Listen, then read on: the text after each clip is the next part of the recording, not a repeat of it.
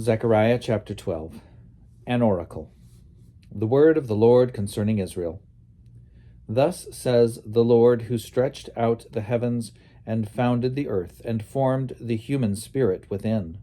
See, I am about to make Jerusalem a cup of reeling for all the surrounding peoples.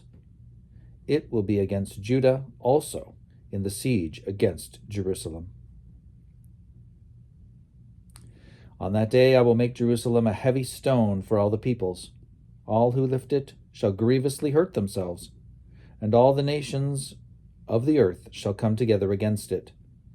On that day, says the Lord, I will strike every horse with panic, and its rider with madness. But on the house of Judah I will keep a watchful eye, when I strike every horse of the peoples with blindness. Then the clans of Judah shall say to themselves, the inhabitants of Jerusalem have strength through the Lord of hosts, their God.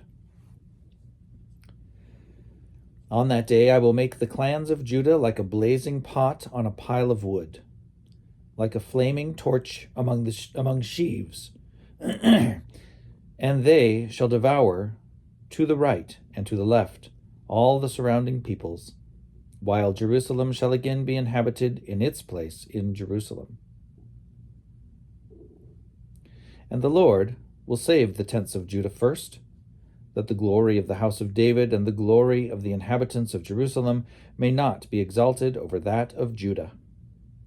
On that day the Lord will shield the inhabitants of Jerusalem, so that the feeblest among them on that day shall be like David, and the house of David shall be like God, like the angel of the Lord at their head. And on that day I will seek to destroy all the nations that come against Jerusalem. And I will pour out a spirit of compassion and supplication on the house of David and the inhabitants of Jerusalem, so that when they look on the one whom they have pierced, they shall mourn for him as one mourns for an only child, and weep bitterly over him as one weeps over a firstborn. On that day, the mourning in Jerusalem will be as great as the mourning for Hadad-rimmon in the plain of Megiddo.